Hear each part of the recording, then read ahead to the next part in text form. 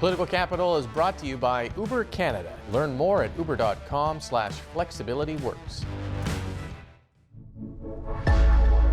CHEK Podcasts.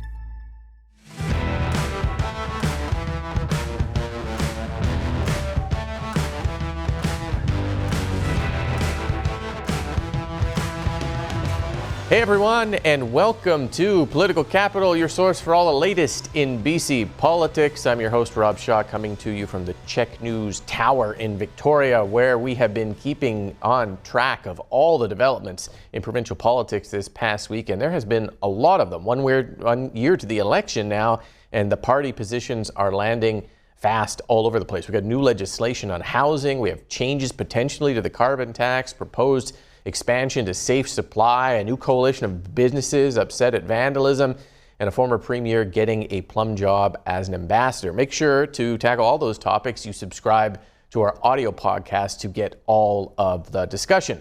Let us bring in the pod squad. Allie Blades from MASH Strategies, Jeff Ferrier from Framepoint Public Affairs, and Jillian Oliver, Green Strategist Extraordinaire. Thank you all for being here. We are going to pick your brains on Premier David Eby's latest plank of his housing plan. He dropped it in the legislature this week. Essentially ends the single-family zoning in most of urban British Columbia. You can now get up to a quadplex in most areas, or a 6-unit structure if you're near transit, starting in May. Legalizes secondary suites, and perhaps most significantly, ends public hearings for housing projects that already meet the local official community plan. So you don't have any more marathon, late night, not in my backyard council sessions. A lot here. Is it the right reforms introduced in the right way, Allie? So we first heard about this in April. The NDP government teased the idea and said it was coming this fall. Here it is. It's happening. You won't hear any opposition from me on this one.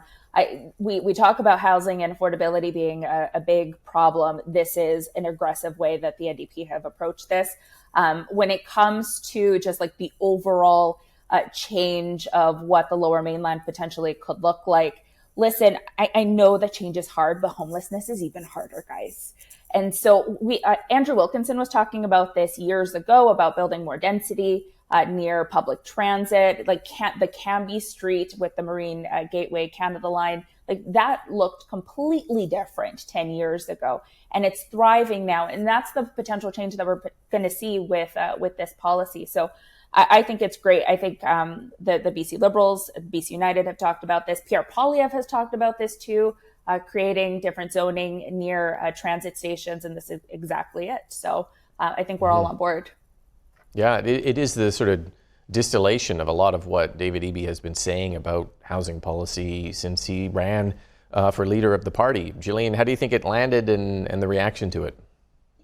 I think, widely positive. I think the best thing about it is the biggest impact, getting rid of those public hearings on specific projects, which really, I think, in the best case scenario, ends the politicization of specific housing projects, because that's been so demoralizing and, frankly, I think just such a waste of time of local governments to have to go project by project like this. Instead, we're getting public input on official community plans that are going to shift from 5 years to 20 years, which I think is another really great change, because it allows for more long-term planning. And that's a big issue that we've seen. We've talked about, for example, the lack of schools in Surrey to keep up with the growth in population. This really allows communities to come together over kind of a shared vision, the values and principles of what they want their community to look like further down the line, and just allows for much more cohesive, coherent planning process, as well as hopefully, speeding up those actual developments.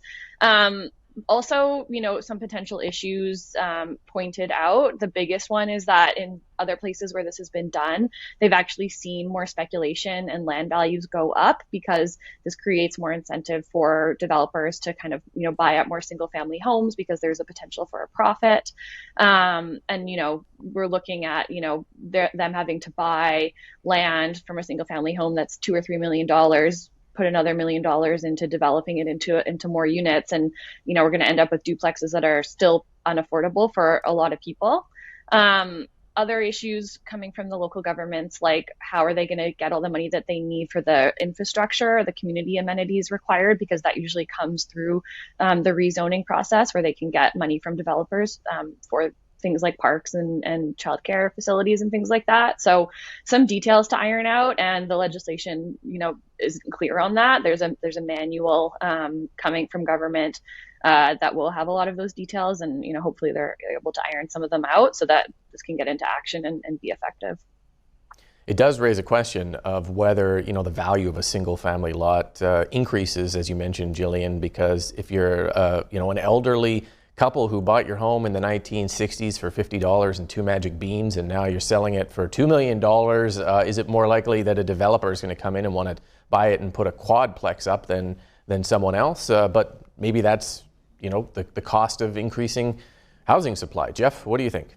Yeah, I think what you see on that land value piece is that the land values can go up a little bit, but the housing cost will come down compared to what's there already. And usually that's because local governments have rules in place that say that if, based on the square footage of a house, you can only build the new units to a certain smaller size. And so it moderates the price. And 4 houses on one lot of land, those 4 units are going to be cheaper than one on the one lot of land. Look, I don't have a whole lot more to say on this because Jillian and Allie have already talked about what a good idea this is, why it's great that the government is doing this, how it's, leadership, more housing leadership from the Premier that's going to bring more townhouses and multiplexes and, fill in that space between single family homes and condo towers.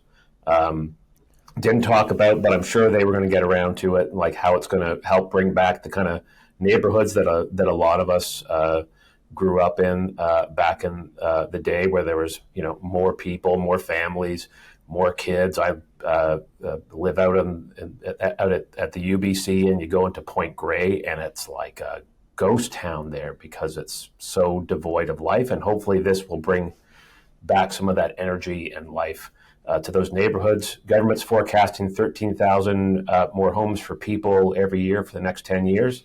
That's a really good start. So huzzah, David Eby. Point Grey, devoid of life. Jeff Ferrier. I was just put that Go look at like my UBC. It's where students used to live, right? Now it's just like there's tumbleweeds. It's boring. Yeah. So Jeff, just sticking with you, if we put all of Eby's housing reforms together, and Jillian and Allie have touched on this, from the planning to the carrots and sticks incentives to municipalities, the crackdown on short-term rentals, this is the biggest shift in housing policy we've seen in decades, which is great for housing policy nerds and developers, but if it doesn't translate into lower prices or lower rents by this time next year in the election, is that enough? Can you sell that to the electorate, this incredible policy shift that without the results, do you think? Well, we'll see what the results are like, and it's up to the voters to decide. I think what they're going to have on offer from Premier Eby is someone who, in his short time in office at the head of a government, has been a man of action. I'm bringing it back, man of action on housing. It says man of action, but yeah. Give him the man of action sash. That'd be awesome. And I don't think this is it, right? There's more on the way. He's got another budget coming. He's signaled about moves coming on government getting back into the business of building housing, shovels in the ground. You have a BC Housing in the final stages of looking at a community housing fund, which is another vehicle for getting shovels in the ground, building housing quick. So I think he'll have a very compelling offer, and it will be interesting to see how that plays against the Invest in Kevin, the real estate mogul, who came into office after making some money doing some speculating in the housing sector. Allie, it does raise an interesting question. We don't know BC United's housing plan, but how difficult is it going to be for them and other opposition parties to go up against the sheer sort of breadth and scope and comprehensiveness of what David Eby's done on housing, including locking up a bunch of mayors who are saying they're happy with this, or at least not super angry with it? Is there a lot of room there for other parties to maneuver on such a big file like this? And the question is, would they dare to oppose this when some of these policies will solve the issues? And I've been a member of the provincial BC United for a very long time, and here I sit saying, why would we oppose this? Opposing things just for the sake of opposing things is not politics. It's not the democratic way. It's silly. And so I think if BC United's going to do anything, it's maybe like finding those like little things that are issues for municipalities, but for the overall aggressiveness of what the NDP have done, why would anyone say anything bad about it? I mean, they're putting things out there for the sake of putting things out there so that we can have some solution. If it works, great, and if it doesn't, at least they tried. Mm-hmm. Yeah, Jillian, what do you think of that? How it kind of squeezes the ability for other parties to sort of kind of move on this file? Yeah, I mean, I think there are some points of entry. One, like, this isn't the first time that the NDP government has promised hundreds of thousands of new units. And the last time they did that was in 2017. And the official opposition points out a lot how far away they are from reaching those targets. And I think, for the Greens, they have their kind of own sort of niche issues, talking about co-op housing, talking about purpose-built rentals and other types of, specific things. It's such a big issue that there's so many policies. I think it's going to really come down to who voters think is going to be the most effective to actually get it done. Yeah, there's a lot of details that aren't in the legislation to be done by regulation later, the size and setbacks of what you can build on a single family lot, the parking. If you suddenly have 4 to 5 cars in every single family home, how does that change the neighborhood? But that kind of stuff will be coming, maybe giving some opportunity and avenues for critiques of this.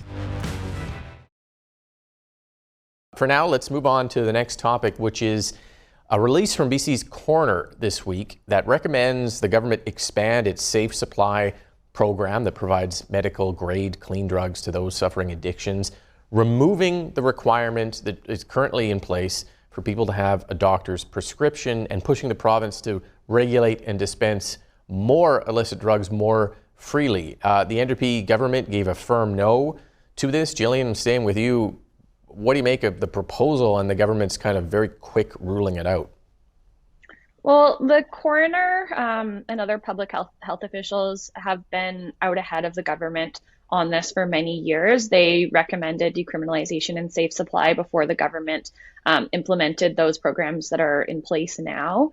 So I think in that sense, it's not surprising that we're kind of seeing them continue to sort of try to move the dial. Their job isn't to think about the politics, it's to think about the evidence and how to reduce the horrible numbers of deaths that we're seeing every month still. And, that's where they're coming from. It was a little bit jarring to see the coroner got blindsided by the government's response. She hadn't seen it when she went for her press conference, that it was a firm no, that they weren't even considering these proposals. I think that shows that the government is not willing to spend any more political capital on the issue by expanding the program. They did lean on the fact that there's a review from Dr. Bonnie Henry happening right now on how to sort of tinker with the existing safe supply program to implement it. Right now, it's only rolled out to about 5,000 people, but the coroner estimates that there's over 200,000 people using illicit drugs in BC. So even though we've had the program for a couple of years, it's still, quite tightly controlled and constrained in terms of the actual rollout. So I think, it makes sense that the government wants to wait to see if they can expand the existing program before moving the dial. I think, perhaps they could have leaned a little bit more on that instead of saying we're never going to consider this, because I think that this is an issue where we can't really afford to stop considering new options until we start to see actual results, because, every one of these deaths is a tragedy that's affecting the loved ones of the people who are lost every day. Just this year alone, I think it's 23 people under the age of 18 that have died from toxic drugs. I mean, it's just heartbreaking, the impact that's having on families and on communities. So I hope that they, keep an open mind as they get that review and as they continue to see the results every month. But I think it wasn't surprising, just considering how big of a leap that is in terms of the policy. It is quite a proposal, Jeff, and I'm sort of fascinated by where it leaves us, because you have the academics, and there's more than a dozen of them, and the coroner on this side advocating for expanding safe supply. The NDP is kind of in the middle. They're dealing with the unintended consequences of decrim and safe supply already. They're urging this sort of kind of pause here. And then BC United over here saying, let's start rolling some of this back. So we've got the sort of full spectrum at play on this issue every time it comes up now.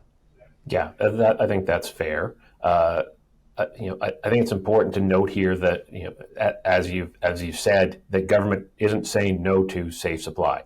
Safe supply is vital. It saves lives. It keeps fentanyl and carfentanil and W18 out of these awful highly addictive, toxic additives into street drugs that are killing people. The issue that's in play here is prescribed versus non-prescribed safe supply, at least from the government's perspective. Coroner's Group wants non-prescribed, and that's fair. Government's sticking with prescribed, and for folks at home, that means if you want to get safe supply, you need to see a doctor or qualified nurse and have a script written for you. And that's really important. I think the government is sticking to its position on this because it sees that it wants people to get supports. It wants them when they're ready to take the step to access treatment, and kind of a self-checkout method, if I'm being really simplistic, misses the opportunity for human connection and making those links with folks to get them those supports and to get them into that treatment. Now, the challenge, and we've talked about this an awful lot on this show, is how do you make sure you have enough doctors and nurses to do the prescribing to meet the need and to do the referrals, and how do you make sure you have enough treatment available for people who need it? Government's working away on all those fronts, but clearly there's more to do. Allie, Jillian's point that maybe the government is kind of done with the political capital required to expand this when it's also dealing with, it's got a bill on the floor of the House right now on decrim to deal with having to crack down on open drug use that was made worse by that. It's got criticism that safe supply is being diverted onto the street for resale. The government has essentially created another line of drugs being sold out on the street. That seems to have caused the NDP to kind of maybe just sort of want to stop here and read the public mood a little bit more than, and Jillian's right, the experts don't have to consider the public mood, but the politicians need to see whether the public is going to come along with them. Yeah, Jillian, you were absolutely right about your comments there as well, because the government's the one who has to execute it, and then if it fails, they're the ones who get in trouble, and well, they lose government. That's the ultimate sacrifice, essentially. And there's one MLA that's really been outspoken about this, Eleanor Sturko from the BC United. She calls this the safe supply fraud, in that she continues to share these stories that are particularly highlighted in the resale of the drugs to people who are vulnerable. And when we remove that doctor's note, it then puts these drugs on the street in a wild capacity that we won't even be able to rein back if we put this policy forward. And I think that's the issue here of, will we be able to come back from it if we decide that we're going to make these drugs even more accessible to people, and particularly young people? I highly encourage anybody to watch Aaron Gunn's Canada is Dying. His politics aside, there are a lot of stories in there about how young people are getting access to these drugs quicker than marijuana, perhaps. And we've cracked down on marijuana in a significant way, but these drugs are just very, very open outside of pharmacies. The other issue, which I think goes without saying, although we haven't touched on it, is it has to come with some type of addictions treatment. Everyone is on board with growing addictions treatment, all the parties, and we're just doing such a horrible job at it, to be totally blunt. I mean, I saw the mental health minister, Jennifer Whiteside, who is trying her best, announce some random number of addictions treatment beds on the island. And my question to her this week was, how many beds do we need? And we still don't know. A year after David Eby said we were going to get a wait list of what is it that we need to do to grow addictions treatment to meet demand so we can also add and expand the other programs? Because without that, what are we doing? And that seems to be a kind of missing component in the government's response. It must be very difficult to do in some way that we don't know, because it's not happening, despite a lot of money and a lot of political effort.